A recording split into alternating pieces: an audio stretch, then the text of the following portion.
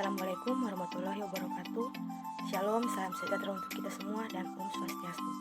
Saya Doksana Gabriela Dombo, Stambuk A401-20044, kelas A. Saya akan menjelaskan 5 poin materi ujian akhir semester mata kuliah komputer. Baik, pada poin pertama, saya akan menjelaskan mengenai integrasi TIK dalam pembelajaran sekolah dasar atau SD.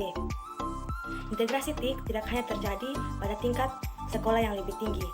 Saat ini sekolah dasar juga melakukan integrasi TIK dalam lingkup pembelajaran di sekolah. Hal ini bertujuan untuk memperkenalkan peserta didik pada kecanggihan TIK agar dapat menggunakan dengan baik dan bijak pada kegiatan pembelajarannya.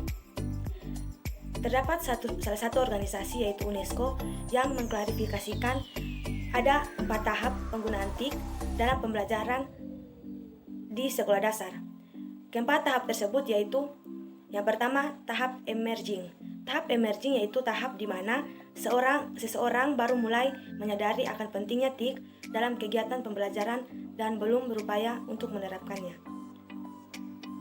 Pada tahap kedua yaitu tahap upling. Tahap ini yaitu tahap di mana TIK telah dijadikan sebagai objek untuk dipelajari atau sebagai mata pelajaran. Selanjutnya pada tahap yang ketiga, yaitu tahap integrasi, merupakan tahap di mana TIK telah mulai diintegrasikan atau dipadukan ke dalam kurikulum atau pembelajaran. Kemudian tahap yang terakhir yaitu tahap transformasi. Tahap ini merupakan tahap yang paling ideal, di mana TIK telah menjadi prioritas bagi perubahan pendidikan. TIK diaplikasikan secara penuh, baik untuk proses pembelajaran maupun administrasi lembaga pendidikan. Selanjutnya kita masuk pada poin yang kedua, yaitu bagaimana penerapan pembelajaran TIK di sekolah dasar pada kelas rendah dan kelas tinggi. Pada kelas rendah dan kelas tinggi, terdapat perbedaan dalam pembelajaran menggunakan media komputer. Pembelajaran komputer di kelas rendah masih terlihat begitu ringan daripada pembelajaran komputer di kelas tinggi, karena siswa di kelas tinggi cara berpikirnya sudah berbeda dengan siswa yang ada di kelas rendah. Proses pengenalan TIK di tingkat sekolah dasar masih tergolong ringan dibandingkan dengan tingkat pendidikan di atasnya. Pengenalan tentang komputer contohnya ialah pengenalan Microsoft Word, macam-macam perangkat keras, macam-macam perangkat lunak, dan cara untuk menghidupkan komputer. Selanjutnya pada poin yang ketiga yaitu penggunaan fungsi Microsoft Excel, yaitu 5 fungsi bottom yang terdapat pada menu bar Microsoft Excel. Yang pertama di sini saya akan menjelaskan fungsi dari menu home yaitu fungsi font. Font di sini berfungsi mengatur jenis huruf. Nah, di sini terdapat berbagai macam jenis huruf yang bisa digunakan. Selanjutnya yaitu font size, yaitu ukuran huruf, dan di sini bisa diatur sesuai keinginan kita. Selanjutnya increase font size, yaitu ukuran angka huruf atau huruf yang harus atau kita dapat lakukan. Nah, dan di sini ada decrease font size. Kemudian fungsi ini sendiri yaitu fungsi bold, yaitu mencetak tebal huruf yang akan kita cetak atau yang akan kita cetak tebal. Kemudian italic di sini bisa juga digunakan Ctrl I, mencetak miring, fungsinya itu mencetak miring. Selanjutnya underline ini berfungsi untuk menggarisbawahi huruf yang akan kita garisbawahi. Kemudian button border ini yaitu berfungsi membuat garis tetapi pada sel aktif. Nah, di sini terdapat berbagai pilihan garis yang akan kita buat. Selanjutnya file color. Nah, file color ini berfungsi mewarnai background sel yang dipilih. Nah, seperti ini. Akan diwarnai warna kuning seperti ini. Selanjutnya font color. Font color ini yaitu mewarnai huruf yang kita pilih. Nah, di sini bisa kita pilih warna sesuai keinginan kita. Selanjutnya yaitu pada menu insert. Nah, di sini saya akan menjelaskan fungsi dari illustration. Nah, yang pertama itu ya ada picture. Picture di sini berfungsi untuk menyisipkan gambar file.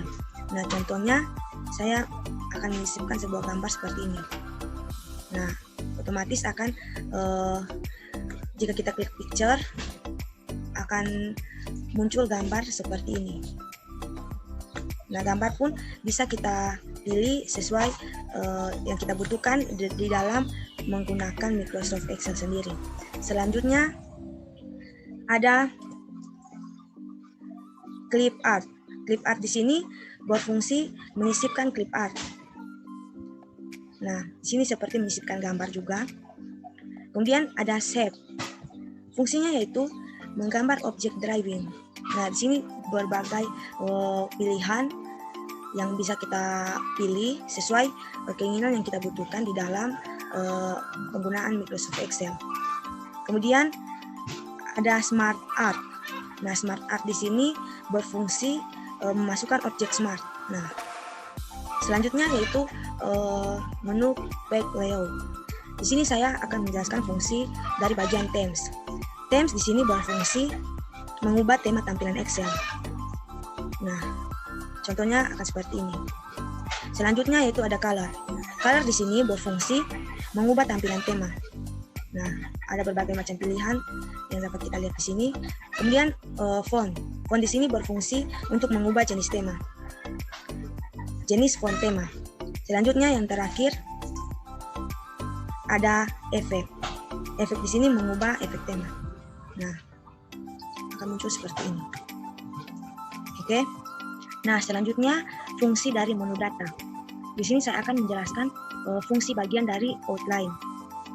Di sini outline terdiri dari group, ungroup, subtotal. Subtotal di sini terdiri dari show detail dan hide detail.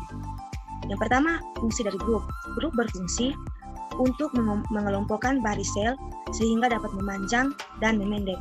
Nah, caranya di sini yaitu sebelumnya kita warnai terlebih dahulu nama kecamatannya. Nah, kemudian di sini kita tarik nama-nama desa yang akan kita kelompokkan. Kita tarik. Selanjutnya kita klik group. Terus kita pilih rows. Nah, akan seperti ini. Dan yang dimaksud mengelompokkan baris sel sehingga dapat memanjang dan memendek ini, yaitu kita dapat mengklik di sini. Nah, otomatis di sini akan hanya akan kelihatan nama kecamatannya. Dan jika kita klik sekali lagi seperti ini, baru akan kelihatan nama desa yang dikelompokkan. Nah, ungroup itu yaitu merupakan memisahkan sel yang mengelompok. Nah, jika kita membuat lagi salah satu grup di bawahnya, berarti kita telah mengelompokkan seperti ini, mengelompokkan dua grup. Nah, kita membuat satu grup lagi. Kemudian subtotal. Subtotal itu yaitu merupakan berfungsi menghitung total berapa baris sel yang berhubungan. Nah, ini terdapat 9 baris sel yang dikelompokkan. Nah, show detail dan hide detail itu, show detail yaitu seperti ini dan hide detail seperti ini. Oke. Selanjutnya fungsi dari view. Di sini saya akan menjelaskan fungsi bagian dari show. Nah, pada bagian show ini terdapat ruler, formula bar, grid lines, headings. Nah, fungsi dari keempat ini, yang pertama ruler berfungsi untuk memperlihatkan garis. Nah, selanjutnya dia akan seperti ini. Oke, selanjutnya grid lines. Grid lines di sini berfungsi untuk memperlihatkan garis kiri. Nah, oke, selanjutnya formula bar berfungsi untuk memperlihatkan batang formula. Nah, jika kita klik, kita hilangkan checklistnya, berarti akan hilang batang formula yang ada. Jika kita klik checklist seperti ini, maka akan muncul seperti ini. Akan kelihatan batang formulanya. Kemudian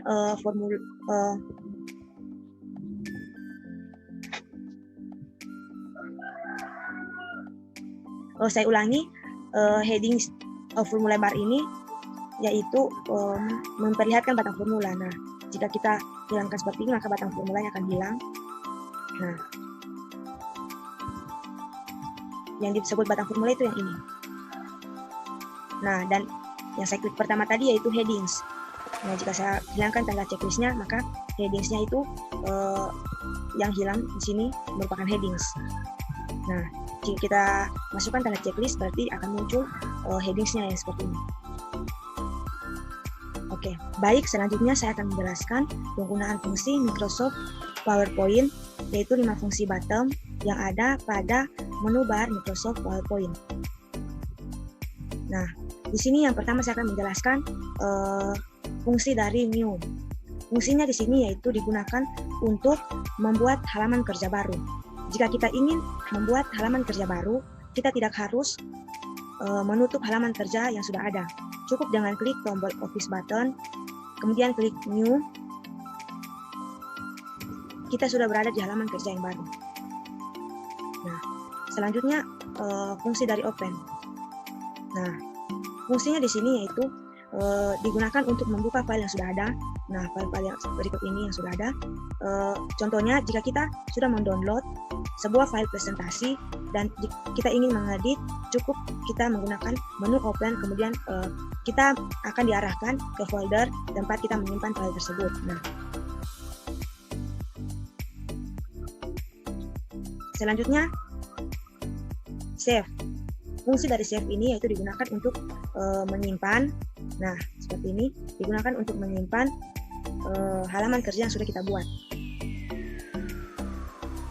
Kemudian fungsi dari Save As. Fungsinya digunakan untuk menyimpan file yang baru.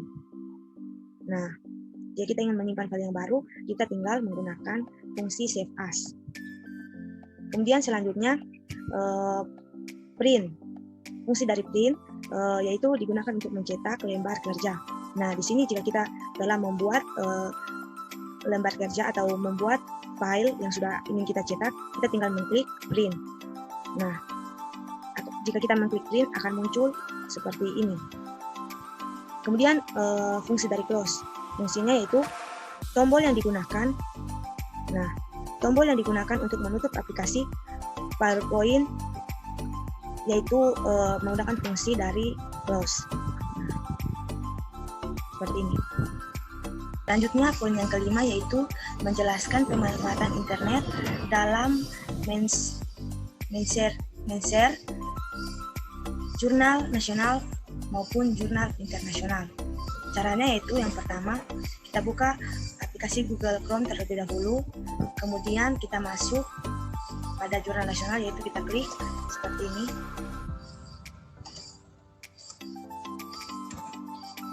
Nasional.